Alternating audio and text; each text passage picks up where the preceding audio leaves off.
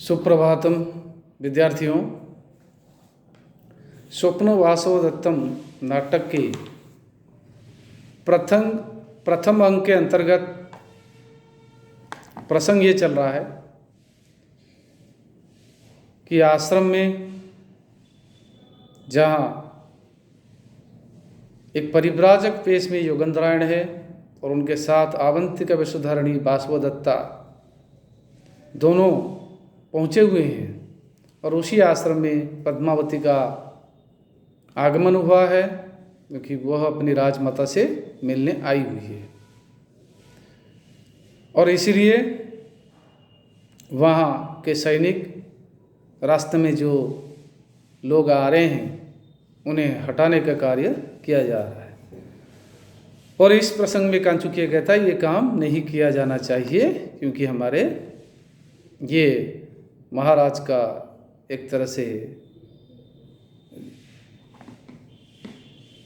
उनका जो प्रतिष्ठा पर ये प्रश्न चिन्ह लग जाएगा, ये उनके आचरण पर प्रतिष्ठा चिन्ह लग जाएगा, इसलिए इस प्रकार नहीं किया जाना चाहिए। मना करते हैं उन सैनिकों को। करते हुए कांचुकी है आश्रम में रहने वाले मुनि लोगों से निवेदन करते हुए कहता है, भो श्रीयंता आहे सुनिए, ऐसा खलु गुरु भी अभीत नामधेयस्य।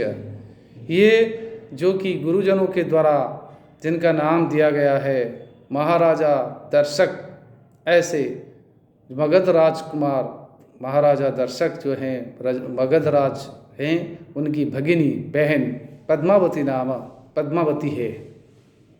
सा ऐसा वही है पद्मावती, न महाराज मातरम, हमारे महाराज की माँ महादेवी जो राजमाता है उन्हें आश्रम पदस्थम, आश्रम में जो अभी निवास कर रही हैं उन्हें अभिगम्य उनके पास पहुंचकर अनुज्ञातः उनसे अनुमति प्राप्त करके तत्र भवत्या राजगृहमेव यास्यति, वहाँ राजघर में पुनः प्रत्यावर्तन करेगी।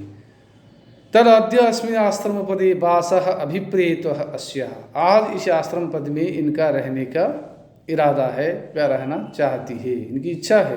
तद भवन्तः, इसलिए आप लोग आगे एक श्लोक कहना चाह रहे हैं जिसमें वो कह रहे हैं क्योंकि धर्म प्रिया है, धर्म प्राणा है हमारी राजकुमारी, वो मुनि लोगों को ऋषि लोगों को मुँह मांगा जो कि दान दक्षिणा प्रदान करना चाहती है।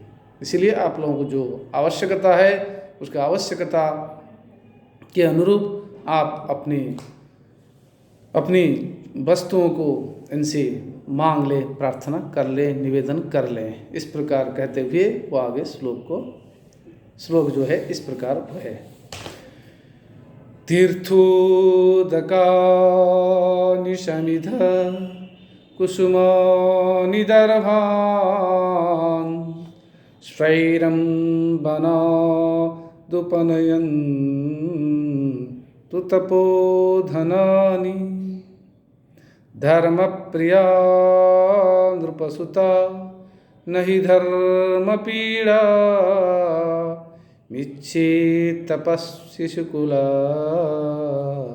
व्रतमेतदस्याः।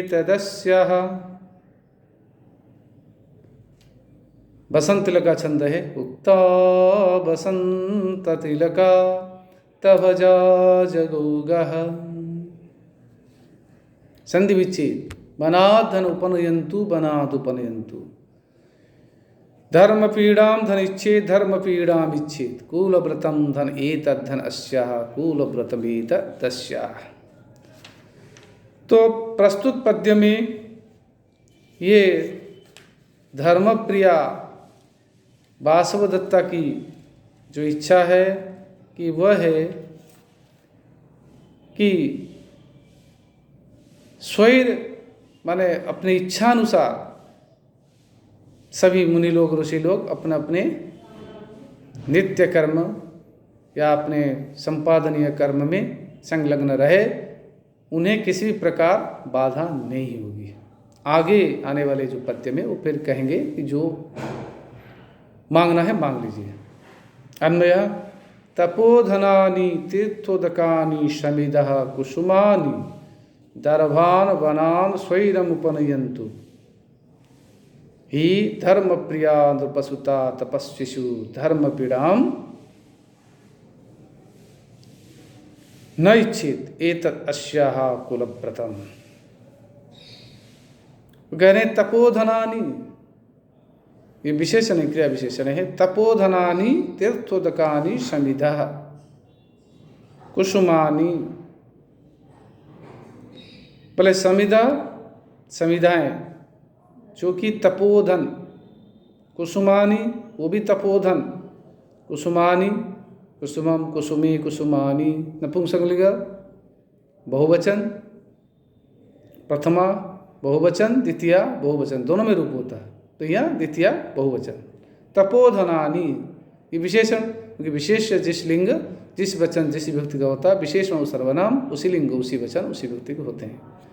करे तपोधनानि, तप के तपस्या के धनभूत जो धन है, तपह के लिए तपस्या के जो संपत्ति है, धनभूत है, संपत्ति भूत है, श्रीभूत है, लक्ष्मीभूत है, वो क्या है? न तीर्थोदकानि, तीर्थ के जो जल है, तीर्थोदकानि, तपोधनानि तीर्थोदकानि। तीर्थोदकानि विशेष्य, विशेष्य नपुंसकलिंग। तीर्थ के जो जल हैं, तीर्थानम यानी उदकानि तानि तीर्थेषु सुलभ योग्यानि यानी उदकानि तीर्थोदकानि। तीर्थों में जो मिलने वाले जो जल है, उन जलों को, पानी को, और समिधा और समिधाएं, समिधाओं को। और समित शब्द का द्वितीय बहुवचन होगी समिधा, समिधाओं को, और कुसुमानि पुष्पों को, फूलों को, और क्या? दर्भान, दर्भला कुशाओं, जो कि पूजा पाठ या तपस्या के काम में आने वाले एक प्रकार विशिष्ट घास, जिसको हिंदी में डाब भी बोलते हैं। वो जो दर्भ है, कुशा हैं, उन कुशाओं को बनात स्वैरम उपनयंतु, जंगल से अपनी इच्छा अनुसार आप उपनयंतु स्वीकार कर लीजिए। उपोपसर्ग निधातु लोट लकार प्रथम पुरुष बहुवचन, आप स्वीकार कर लीजिए, ग्रहण कर लीजिए। ही क्योंकि धर्म प्रिया नृपसुता, धर्म एवं प्रिय यशा सा धर्म प्रिया, जो धर्म प्राणा या धर्म के प्रति जिसकी निष्ठा है, जो धार्मिक भावना से ओतप्रोत है, ऐसी नृपसुता हमारी राजकुमारी पद्मावती तपस्विषु, मुनि लोगों में, तपह कार्य में धीरत रहने वाले ऋषियों में, धर्म पीड़ाम, धर्म की पीड़ा हमारे धर्म की बाधा, हाँ, धर्म में विघ्न न इच्छित, नहीं चाहती है, वह नहीं चाहेगी, नहीं चाहना चाहिए। इस प्रकार से इसमें बोले एतद अस्याः कुलव्रतम, क्योंकि इनका ये कुल व्रत है, इनका ये वंश परंपरा का नियम है, उसका उल्लंघन नहीं करेगी। प्रस्तुत पद्य के माध्यम से महाकवि भास ये कहते हैं, भाई ये कहना चाहते हैं कि जहाँ यहाँ जो पद्मावती है, राजकुमारी है, इसका चरित्र बड़ा महनीय है, वो धार्मिक है, उसकी जो व्यक्तित्व पर तो चरित्र पर तो एक प्रकाश तो डाल रहे हैं, साथ साथ उनकी जो मगध राजवंश है उसकी निष्ठा व उनकी महनीयता का भी परिचय यहाँ प्रदान कर रहे हैं। उसके साथ साथ भारतीय संस्कृति, भारतीय परंपरा इस प्रकार है कि मुनि लोग, ऋषि लोग हमेशा माननीय, आदरणीय, सम्माननीय है, समाज में इनकी प्रतिष्ठा है, इनका सम्मान किया जाता है। हमारी वैदिक संस्कृति में, हमारी सनातन संस्कृति में, तो हमारी भारतीय संस्कृति में इस बात को बखूबी से यहाँ तरीके से यहाँ महाकवि भास ने प्रकाश किया है। तो प्रस्तुत पद्य में काव्यलिंग अलंकार है कार्यकारण भाव से, और छंद जो है बसंत तिलक का छंद है। एक बार और पुनः इस श्लोक को पाठ करके फिर आगे बढ़ते हैं।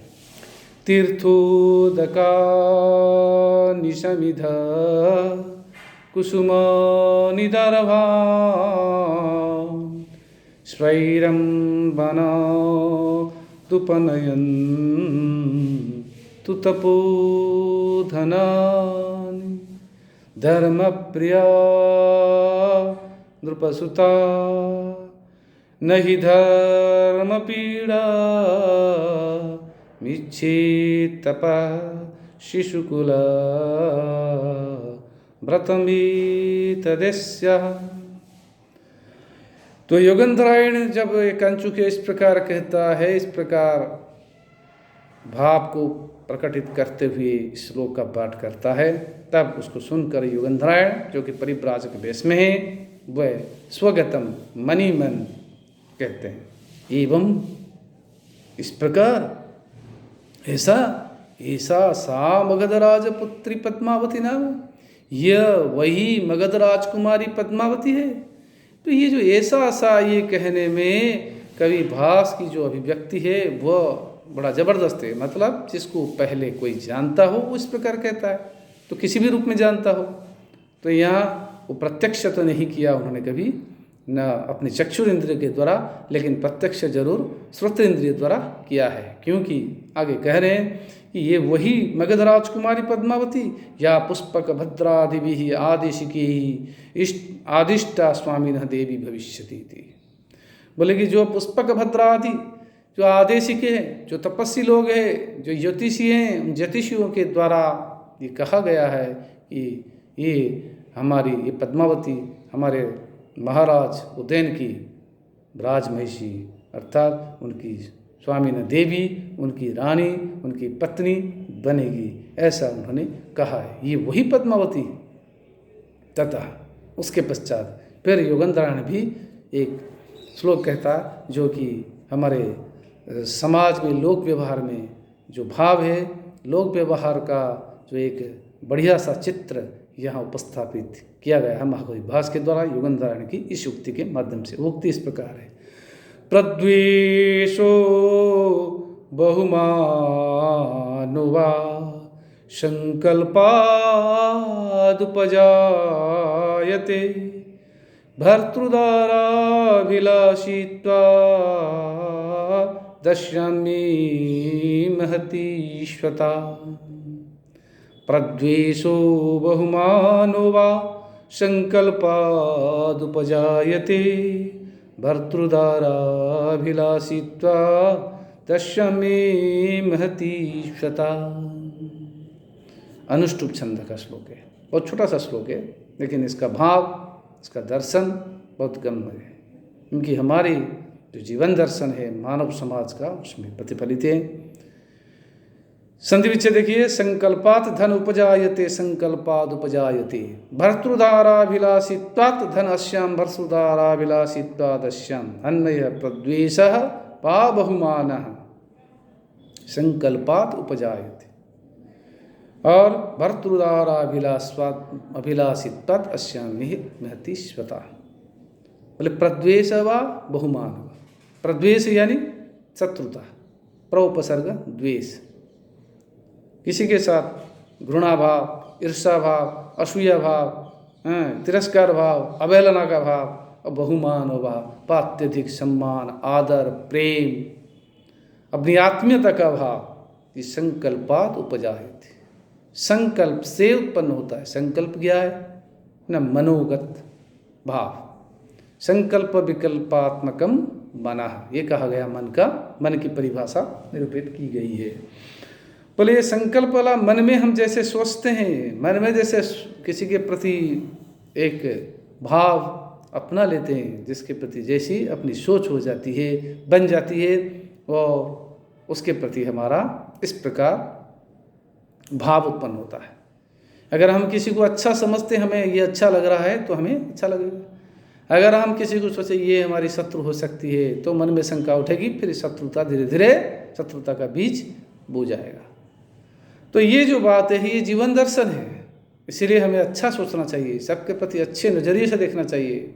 इसलिए हमारी दृष्टिकोण जैसा है वस्तु वैसी दिखाई देती, वस्तु तो जैसा है वैसा है, किसी को वह अच्छा दिखाई देता, किसी को खराब दिखाई देता है, लेकिन ये दृष्टिभेद है। जैसे सूर्य भगवान देखकर सारा प्रकृति जब हंस रही है, तब उल्लू है, उल्लू उसको देख करके कहता है, उसको दिखाई नहीं देता, उनके अंधा बन जाता। तो इस प्रकार जिसकी जैसी सोच, जिसका जैसे दृष्टिकोण, जिसका जैसा विचार है, वो सामने वाला को उसी रूप में देखता है। हमारे दर्शन, इसलिए हमारी सोच, हमारी चिंतन, हमारे मनन अच्छा होना चाहिए। दूसरों के प्रति दुर्भावना से ग्रसित नहीं होनी चाहिए। हमारी भावना सद्भावना से ग्रसित होनी चाहिए, सद्भावना से युक्त होनी चाहिए। बोले भर्तृदाराभिलाषित्वा, इस पद्मावती के प्रति मेरे मन में भर्तृदारा, मेरे स्वामी राजा उदयन की दारा पत्नी बनने की अभिलाष होने के कारण, इच्छा होने के कारण, मन में बहुतर भावना होने के कारण क्या है, अस्यामी महती श्रुता, इसके प्रति पायन में मेरी अत्यंत स्वता आत्मीयता उत्पन्न हो रही है, आत्मीयता का भाव उत्पन्न हो रहा है। तो ये जो बात है इसके द्वारा समर्थन किया गया अर्थांत न्यास अलंकार हुआ, काव्यलिंग अलंकार भी कह सकते हैं। और इसमें अनुष्टुप छंद है। जब किसी विशेष अर्थ का सामान्य अर्थ के द्वारा व सामान्य अर्थ का विशेष अर्थ के द्वारा समर्थन किया जाता है तब अर्थांत न्यास होता है और कार्यकरण भाव से काव्यलिंग होता है। तो दोनों लक्षण यहाँ संगत हो रहे हैं। हम इसको काव्यलिंग भी यहाँ कह सकते हैं, अर्थांत न्यास कह सकते हैं। और अनुष्टुप छंद है श्लोकी षष्ठम गुरु गेयम सर्वत्र लघु पंचमम द्विचतुष्पाद रसम सप्तमम दीर्घम। और यहाँ कवि का जो विशेष दर्शन है, चिंतन में आप कहा, लोक व्यवहार में यही है, हमें ये शिक्षा मिल रही है कि हमारी नजरिया अच्छी होनी चाहिए, दूसरों के प्रति हमारी भावना अच्छी होनी चाहिए, तब जा कर के हम अच्छाई को देख पाएंगे। नचेत हम पद पद में क्या बुराई को देखेंगे और हम विचलित होंगे और दूसरे को विचलित करेंगे। एक स्वस्थ समाज की जगह हम दुष्ट समाज का निर्माण करते जाएंगे। तो इसलिए इस प्रकार नहीं करना चाहिए।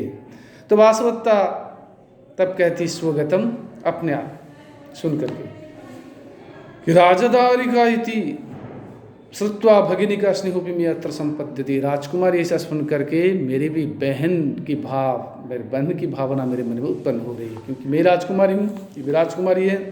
तो स्वगत्र हो गए, एक तरह से एक ही परंपरा के हम दोनों हो गए, इसलिए मेरी भी इसके प्रति बहन का भाव उत्पन्न हो रहा है। ये भी वहीं की तरह इंगित है कवि भास का कि जब ये दोनों सौतन बनेगी लेकिन दोनों में एक अच्छी ट्यूनिंग रहेगी, सौतन वाली बात नहीं रहेगी, दोनों बहन की तरह राजा उदयन को अपने उनके कार्य में, उनके राज कार्य में उनको समर्थन करेंगे, उनके सिर दर्द के कारण नहीं बनेंगे। लेकिन सामान्यतः क्या होता, न सौतन के विरोधी होते हैं। तो ये भाव यहाँ नहीं रहेगी। इस और इंगित करते हुए महाकवि भास इस प्रकार वासवत्ता के द्वारा कहलवा रहे हैं कि राजकुमारी होने के कारण मेरी भी बहन की भावना उत्पन्न हो रही है। ठीक है, इस प्रकार वासवत्ता कहती जब तथा प्रविशति पद्मावती सपरिवारा चेटी च, तब वही आश्रम में पद्मावती दासियों के साथ वहाँ पधारती है। और पधार करके जब पधारती तब चेटी उसकी दासी कहती ये तू भर्तृदारिका आइए आइए, ये तू इण गतो धातु से लोट लका प्रथम पुरुष एक ये तू आइए आइए, पधारिए पधारिए भर्तृदारिका राजकुमारी जी, ईदम आश्रम पदम प्रविशतु, यह आश्रम का पद है, यह आश्रम है, आप प्रवेश कीजिए। ततः प्रविशति उपविष्टा तापसी, तब वहाँ आश्रम में बैठी हुई एक तापसी, वृद्धा तापसी वहाँ प्रवेश करती है या दिखाई देती है मंच पर। तब तापसी कहती है स्वागतम राजदारिका यह स्वागतम, राजकुमारी जी आपका स्वागत है। ये हमारी भारतीय संस्कृति की ही परंपरा रही है, अतिथि देवो भव। तो अतिथि के रूप में यहाँ पर राजकुमारी जी आई है, तो यहाँ तापसी उनका स्वागत करते हुए करे ही कि राजकुमारी जी आपका इस आश्रम में स्वागत है, अभिनंदन है, आप पधारिए। तो वासवदत्ता इस बात को सुनकर स्वगतम अपने आप कहती यम सा राजदारिका, ये वही राजकुमारी, हाँ यम सा राजदारिका, ये वही राजकुमारी, अभिजनानुरूपम खलु अस्या रूपम, मन में कहती ये वो वही राजकुमारी है जिसके बारे में कहा कि मगध राजकुमारी महाराजा दर्शक की बहन यहाँ पधार रही है। तो कह रहे इनका रूप भी अभिरूपजनारूपम खलु अस्या रूपम, इसका जो रूप है वो सौंदर्य है, ये अभिजन मतलब राजवंश की कुल के अनुरूप ही इसका सौंदर्य है, रूप है। इससे वासवत्ता के माध्यम से, कहने के माध्यम से महाकवि भास ये कहना चाहते कि पद्मावती अत्यंत सुंदरी थी तब तो, और कुल परंपरा भी अच्छी थी और परंपरा के अनुरूप अनुगुण वह सुंदर थी। इस बात को वो कहने के लिए इस प्रकार उन्होंने कहलवाया। विद्यार्थियों आज यहीं हम विराम लेते हैं, अग्रिम कक्षा में आगे प्रारंभ करेंगे। धन्यवाद।